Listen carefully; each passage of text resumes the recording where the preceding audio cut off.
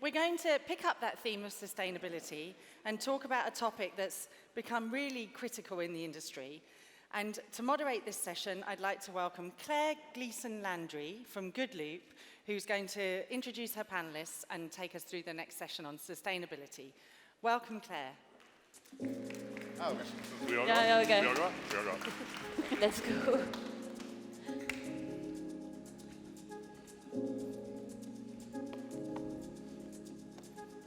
You all know where you're sitting. It's a very strict seating plan for this. Sit where your picture is. Thank you so much. It's so lovely to be on this stage. Can you hear me all okay? Yes. Yes. Super. Been informed there are some acoustic challenges. My name's Claire. I work at Groupe. I'm head of investment and sustainable media. And I guess I've probably been asked to moderate this panel because this has become my daily life for the past 18 months. And I think sustainability, it's felt like it's a trend recently, but I think today's content will definitely show to you that it is more than just a trend, and it is going to be the new normal moving forward. I am going to quickly ask everyone to introduce themselves, and then we'll get into it. Over to you, Steffen. Hi. Thank you, Claire. Happy to be here. Thank you for having me. I'm Steffen from Sam1 Entertainment Group, Sam1 Media, and I'm there since now a couple of years, translate or at the end transpose the corporate sustainability strategy into the business.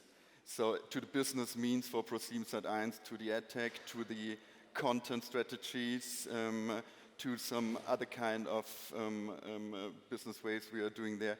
So at the end, I think we are going in some details later on. Indeed.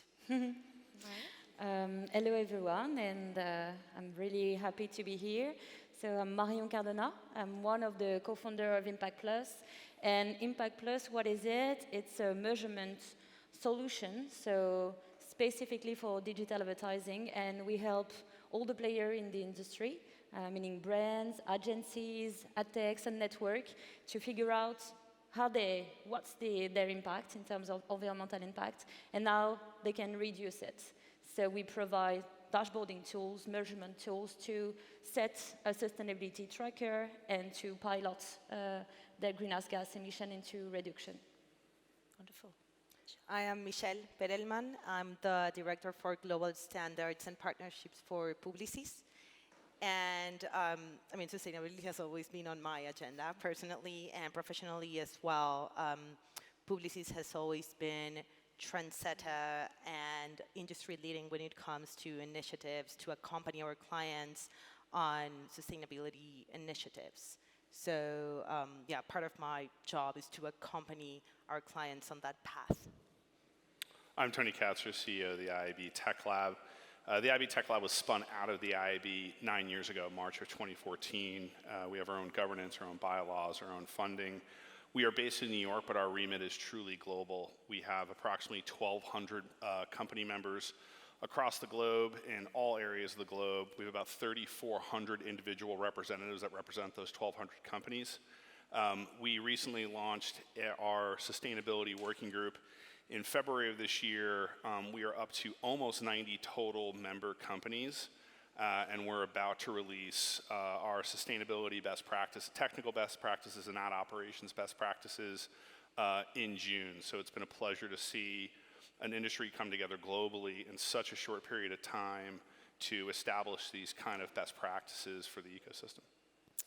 Before we really dive into those best practices and hopefully get you up to speed with various things that you can do from tomorrow, I want to give you a sense of scale in terms of the scale of the problem. We have a huge carbon problem across the advertising industry. The ecosystem over the past 10 years has become way more complex, way more intermediaries, all coming along, taking a little bit here and there, mostly data, money, etc. But they're also creating a huge amount of carbon.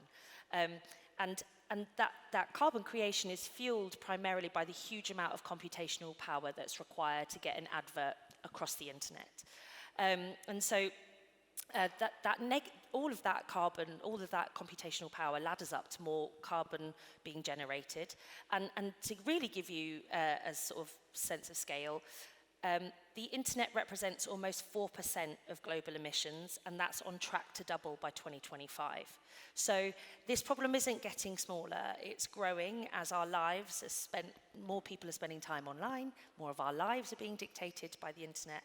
And a typical online ad campaign emits around 5.4 tons of CO2e, which is around about 76% of what a Spanish household emits in a year. So it's huge. And as I was saying, sustainability isn't just a passing trend. This is the first year that there was a sustainability category in the Mix Awards. Congratulations, Impact Plus. And Cannes Lions have the intention of embedding sustainability across all their awards in 2023. This year it's non-compulsory to submit sustainability reporting in your entry process, but it will become compulsory eventually. So all of this, I guess, is to say that the industry is really, really tackling this problem head on, and we want to kind of help elucidate for you how you can get going, but also drivers, etc. So we'll jump in, and I'll start firing questions. So what do you think, Michelle, let's start with you. What do you think are the biggest drivers pushing sustainability in digital advertising today? Well, I think that the number one driver is definitely the strategic element of it, that it's doing good is good for business, right? And that's what everyone here wants to hear. Consumer behavior changed. There's definitely a pursuit for sustainable products and sustainable lifestyle. And, you know, consumers are looking for brands that have purpose. Consumers are looking for brands that are authentic. Consumers are looking to trust brands, and especially they're looking for brands that are ethical, right? So we're not just expecting it, but we're demanding. So that means that we're also demanding businesses to be responsible. And being responsible it's important being responsible from an economics perspective, from a social perspective as well. As we were talking earlier today, consumers want to hear and want to understand what a brand stands, or what an organizational brand stand in terms of social justice, diversity, inclusion, representation, accessibility, right? We're not overlooking at that anymore as consumers. And together with economic responsibility and social responsibility, we also have environmental responsibility. Yeah. And the media industry, and particularly the digital advertising ecosystem, has been widely overlooked when it comes to impact for many years. It was kind of seen like a collateral damage, right? But that's not the case anymore. So understanding the impact of digital advertising, of media operations and content production on the planet is the first step towards tackling sustainability within the digital advertising ecosystem. Totally. So for sure, doing good is good for business is number one driver. And the second main driver is regulation, right? There are multiple initiatives going on everywhere in the world. Yep. Particularly here in the EU, we got the European Union's Green Deal, which companies will need to abide to. We got the taxonomy regulation, and we got super, super important for everyone here today, we got the green claims. This is super important for marketers, for the ones who do not know what it is. So I think it was a month ago or a month and a half ago that the European Commission, which is the executive arm of the European Union, brought and proposed specific policies to tackle and to battle greenwashing. And there are specific policies and guidelines on how brands can make statements when it comes to eco-friendly or green products, right? Everything will need to have context, everything will need to be verified by an independent body, and there's also some things, some specific clauses on the use of imagery, of misleading images. This will change the advertising industry, for sure, for sure. And something very important as well is that this will absolutely have a multiplying effect everywhere in the world. Even if your company is not based within the EU, if you want to target, if your company is based out of the United States, Argentina, South Africa, doesn't matter. If you want to get to consumers within the EU, you will need to abide by these rules, right? So I think that the direction of travel is clear. There is an increase on enforcement and litigation, and companies will need to make the proper efforts to stand up against constant scrutiny.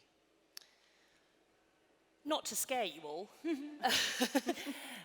Steffen, if we could talk a little bit more about the different parts of the industry, including the IAB Europe committee that you are co-chair on, and the need for us all to collaborate across everything here when it comes to application of regulations, when it comes to following the rule of law, when it comes to doing the right thing. Yeah, for sure. Thanks. First of all, Michelle, I think that was a very important comment. And I want to just underline, if I'm talking about sustainability, from my perspective, it's the same as Michelle did. I'm not just talking about the emission part. The emission part is one actually very hot cooked part of the whole sustainability discussions. But if you participated yesterday already, we had a discussion on stage from Procter & Gamble about accessible advertising, which is something that drives us as publishers since more than 20 years to make our content more accessible. This will also be a topic for digital advertising more and more. And to come back to the regulations, the regulations, I had great discussions today also and yesterday, a lot of discussions, because where I have the feeling that many are not quite aware of the impact in the whole supply chain of the regulations they will have in for the industry as well. Some have the feelings that the CSRD, the ESRS, the taxonomy, and lots of more letters from Brussels are not affecting directly, but at least they are indirectly are affecting our work from many different sides. And for example, we will see the next years in Germany, for example, among the non-financial reporting growth, there will be around about more than 20,000 more companies just in Germany which have to report non-financially, so the sustainability reporting. As you probably have seen or know from your own companies, just to compare it a little bit, that's the easiest way I can do it for the moment. Yeah, we don't know every affection, but the financial report is kind of this in the moment, and the non-financial report is kind of that. Just wait a few years, then the non-financial report is quite similar, as big as the financial report is. And in the non-financial report, you'll see that everyone, not just the public traded companies, also the private-owned companies, will have to be very transparent about their impact in their whole supply chain of what they are doing. And part of the supply chain is the advertising industry, and lots of money is going into the advertising to the digital advertising industry. And there probably you have had the feeling in the last years that advertisers are coming closer from their production parts and their sustainability ratings closer to the impact of their advertising parts, because there's so much money and there's so much impact on economically, as you described it as well, on social impacts, that they will take a look on every part of it. Yeah. And there we are. And to be honest, on many parts, that's the reason why I got also into the newly founded Sustainability Committee end of last year, and got happily elected as vice chair. in February, we need solutions, we need collaborations, we need the different parts of the industry coming together in the trade body to discuss what is or what are our frameworks to tackle this down, to be clearer about what the challenges overall in the market. No, I stop there for the moment, probably. Thank you. Yeah? And if I I'm can actually just add going to something. summarise. Yeah, so we've got consumer demand, we've got regulations, but also investors, right? Yeah, This is- investors, but just to give you some data about it. So we were talking about regulation. So regulation is start hitting really hard on this. For example, in France, we have also the contrat climat. And contrat climat is voluntary for the moment, but in the next year it won't be. And it means like every company will need to measure and to have a strategy for reduction, and then to train all the workers, and also to eco-conceive all their tools. So it's really now into the daily business. And an also fact which is really important, it's from the Paris Agreement in 2015. It was, we need to reduce drastically by more than a half, 55% of greenhouse gas emission.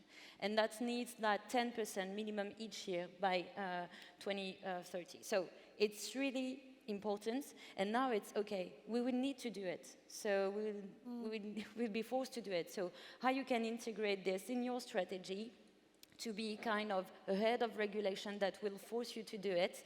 And so the idea of today is that we will do the hard try work now, to so it doesn't come give you and clue. kick you Yeah. at the last minute and it'd be like GDPR all over again. So I'm going to move on quickly because we've covered quite a lot already. So what does sustainability in digital advertising actually mean, and how can it be achieved? Steffen, we talked about the split between product and corporate regulation, regulations, but also influence. How do you start in-house as a publisher? Yeah. To start, what does it mean to you? Yeah, probably as all good things, they come from inside out.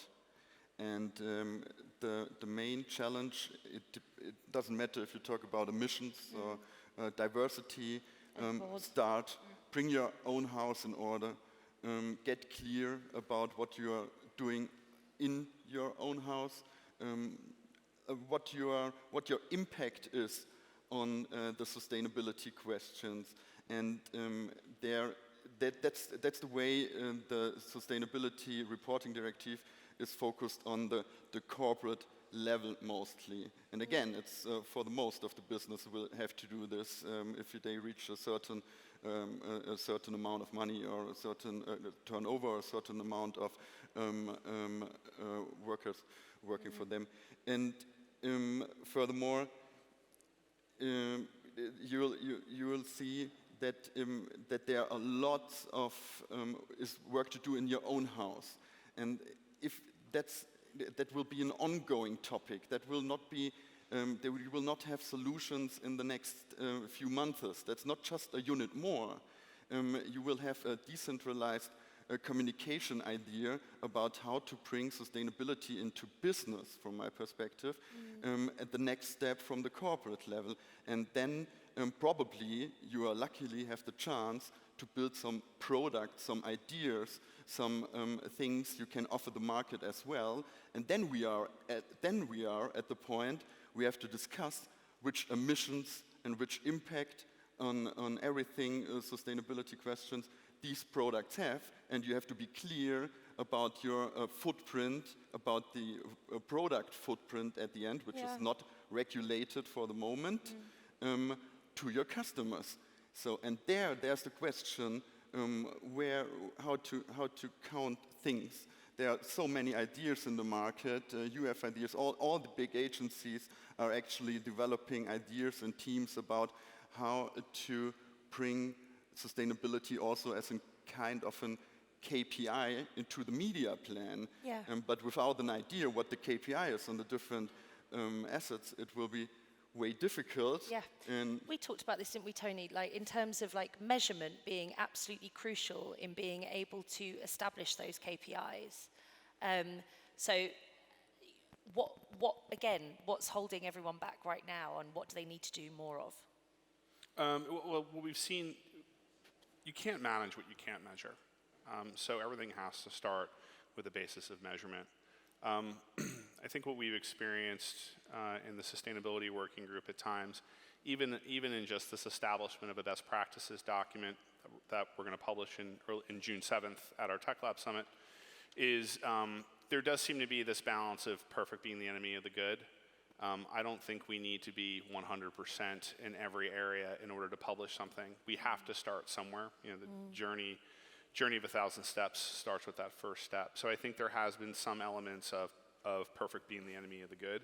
I think anecdotally moving it in the right direction is a start, and I think we all have to start somewhere. We can iterate on these standards, we can iterate on metrics, we can iterate on industry calculators over time, but I think that's been some of what's held us back. Yeah, we tend to sort of get a little bit in our heads too much, don't we, sometimes, and demand a perfect solution when actually perfect doesn't exist, obvi, but it really, really hamstrings us, and it stops us from experimenting, and it stops us from being curious because we're so worried about getting things wrong as well. And so we really need to have a mindset shift within our industry. Ultimately, this ladders up to good for profit and good for the planet, right, Michelle? No, and I was going to mention that I really like what you just said about, I mean, it's basic, but we need to start somewhere, right? And the interesting thing about working with sustainability within the digital ecosystem is that the entire supply chain is trackable and visible. This doesn't mean that it's 100% transparent just yet, but we do have great tools, great technology, and great professionals and companies like Impact Plus, right, or Groupe, that can help us get to the most accurate measurement as possible. So the fact that the entire supply chain is trackable means that you can check where, and you can measure where the efficiencies and inefficiencies are in each step of the path. So just making a small change when it comes to how my digital assets are designed, how are we running media, what publishers are we using, how we're optimizing, how we're buying media, you can understand the impact of each of the stages, and making a small change just by the nature of our industry, that it's massively scalable, right? We're talking about billions of impressions daily. Yeah. Just making a small change can make a huge difference. It's best to be broadly accurate than 100% inaccurate, right? Like, and just talking there more about assets and supply path optimization. I know you've done a lot of work recently with a brand in terms of taking really practical steps and utilizing the technology that you guys have built. Shameless plug. But I'd love to learn more about that and what you did there, and in terms of, you know, supply path optimization, in terms of like stripping assets down and having a look at all of them. Sure, and to answer the previous question, sure, it's hard to begin. So, and nothing is perfect for the moment, and it won't be in the next month. So the idea is to start somewhere, and to have a concrete action, concrete results, to start training your teams. And I think it's important first to bring awareness. About bringing awareness, you need to have data, you need to have case, you need to measure first in order to, as Michelle said, to decide and to make decision and to say, okay, I will choose this over this. And so what we did with brand, for example, with L'Oréal, we are working here in Spain also with L'Oréal, and on several on their campaign, we start by doing a very simple thing. It's reducing the weight of the creative in entry. So it's easy, it's really easy to do it. It has no impact on the media planning, the technology. It's easy. We reduce the weight. And reduce the weight is just, okay, we have a targeted device, and we say, okay, no, we will have a lower resolution on this device. Yep. And the quality perceived by the end user is the same. But by reducing the weight, we reduce the electricity which is consumed. And thus, we reduce the greenhouse gas emission linked to the consumption of this electricity. And so, on average, with this single optimization, we managed to reduce by 30% the greenhouse gas emission. Yeah. Because an ad and a campaign, it's billion of impressions, so it's very huge. So you multiply one single creative by billion, and you have strong reduction. There is another thing that is really easy to implement. It's Wi-Fi connection. And these two recommendations can be for individuals also. You're watching, I don't know, streaming, you can choose the resolution based on the device you are watching your film or your video, okay? But also for Wi-Fi. And Wi-Fi is, the reach, it's enormous. So we activate and we push for agencies to activate the Wi-Fi targeting. And by Wi-Fi targeting on video campaign, on average, we reduce by 1/3 the electricity consumed per completed videos. So again, really efficient. And the view-through rate is increasing because the connection sometimes is much more stable, or the audience is much more captive. And there is no problem of reach, because if you do not target these people, I don't know, at 3 in the afternoon, you will target them at 8. So it doesn't have an impact on the frequency, it doesn't have an impact on the cost. And these are, if you need to remember, two really simplest actions to implement. Super simple, and I think this is it. There's quite often unfair pressure is put on publishers to have the answer because it's their website or it's their platform that is carrying the advertising, but there are all these other amazing optimizations that can just be done before the campaign's even gone live. It's a question of demand from clients and getting their creative agencies and their production agencies to maybe change how they've been making ads for the past 20 years. There are some really super easy things you can do with, like, don't use embedded fonts, don't use really heavy JPEGs, switch out to SVGs and WebP files, and there are lots of really, really easy steps that can happen even before you've even distributed the campaign, which can start to shave, incremental carbon out of your campaign. My favorite one is, instead of running 30-second video creatives, run 20-second video creatives. So easy. 30% saved, done. Yeah, enable compression across the supply chain. Manage your cookie syncing better. That's on the onus of the buy side. Unnecessary cookie syncs burn a ton of carbon. So management of that, I think there's convergence between what's happening in privacy technology and sustainability. That what's happening in privacy may actually have sustainability benefits. Publishers, enable lazy load whenever possible. And this is all coming out in our paper we're publishing. We're dealing with the law of large numbers, right? Little changes have exponential effects because of the trillions of impressions that this industry, trillions of transactions this industry processes on a weekly basis. So it's these little things, to your point, Claire, that may have real impact literally overnight, literally immediately if these changes are made. Yeah, and on that more as well, in terms of ad fraud, dealing with that, it doesn't matter. Instantly. Again, I want to underline that we have good solutions in the market already, which are simple. And I'm not so sure if you really have to go into some activism, because this at the end probably causes, at all the other things, try and error, I'm totally with you, but regarding sustainability topics, try and error could end in some kind of green washing, purple washing, what else washing, and that's not a small problem that causes really challenges for companies. And again, this is that fear that people are going to get it wrong, right? And there's the fear to start, and so start with the easy things. Start to learn about the complexity of the whole ecosystem we do. Everything the complexer the ad tech is, the more energy it needs. So we have to think about be efficient in the bit rates. We have to think again from the sustainability perspective. It doesn't matter if you think you have 1% or 20% or 30% of ad fraud in the market. Every % of ad fraud is pure wasted energy. So, and this is something we will hear, if we are not tackling it down now from the sustainability perspective, more and more from advertisers regarding their responsibility in their supply chain. Because then the people are coming and asking, where does the money go? what do you support with the money? Yeah. Yeah.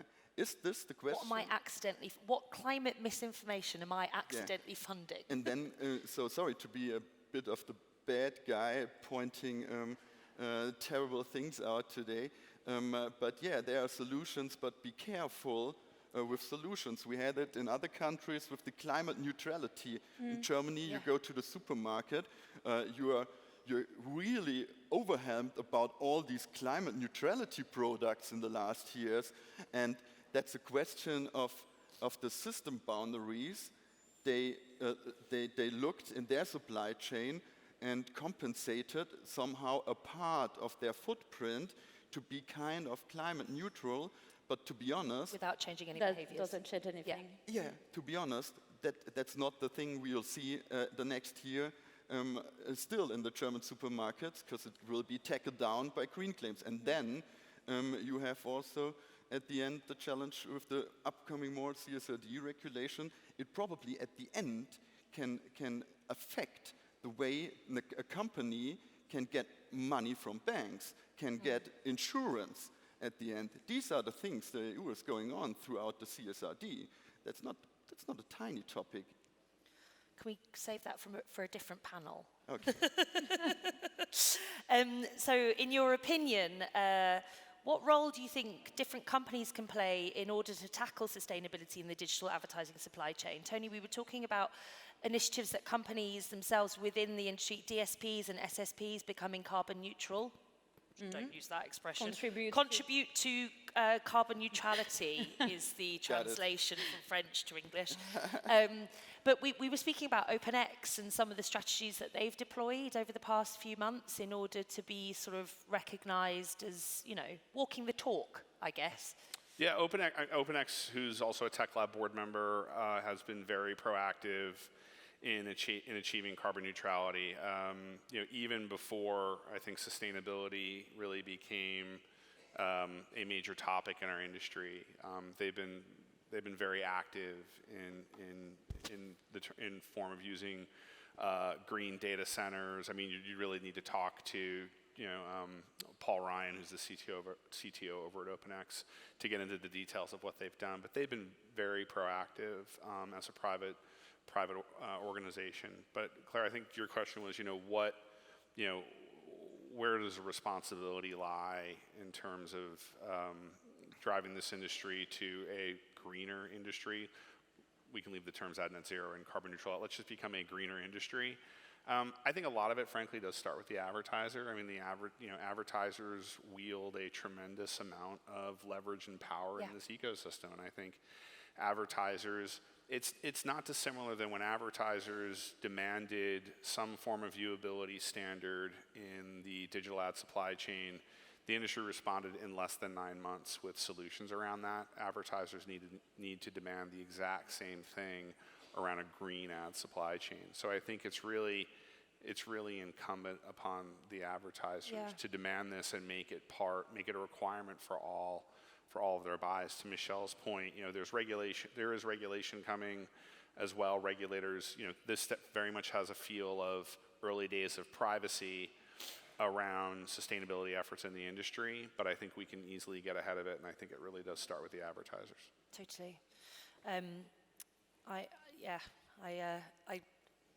For us at Groupe, we're a B Corp, and that underpins so much about our intention when we come out to work every day. But also when it comes to sustainability and carbon literacy and carbon accounting, more and more CMOs are getting targeted with carbon budgets that they can use and come in them, under-deliver every single year. But it's a brilliant way for CMOs to also bring solutions up to the board, right? And be more influential, so it doesn't just end up sitting within like this advertising bucket, but it can contribute to that whole company's way of existing and operating. We're gonna sort of start to land the plane. What does the industry need to do to move forward together to achieve a more sustainable ecosystem and future for our planet? Michelle, I'd love it if you could tell us what we need to do. Take notes. No, but I think that the main thing is standardization, right? I'm optimistic about it. I'm optimistic that in the next year or so, we will get to a common ground when it comes to measurement, protocols, and benchmarks. And the good thing here, I guess, is that there's very little resistance to it, right? Yeah. I mean, we have our obstacles, we have our challenges, but there's very little resistance. You have to be very narrow-minded to be against mitigating or limiting the negative impact of the industry. And I say narrow-minded to say it in a diplomatic way, right? You run into one or two folks that are a bit skeptical still. But I think that definitely standardization. And the second main point, I think that it's advocacy, right? We as marketers, we're in a room and a panel full of media leaders and tech leaders and marketers, and we know the power that we have when it comes to shaping narratives for a good purpose, right? So I think that leveraging that power to send the right message, to encourage sustainable consumption, to encourage fighting the status quo when it comes to wasteful consumptions is definitely something that we need to start doing. Sure. Yeah. Just quickly. Yeah, very quickly, sorry.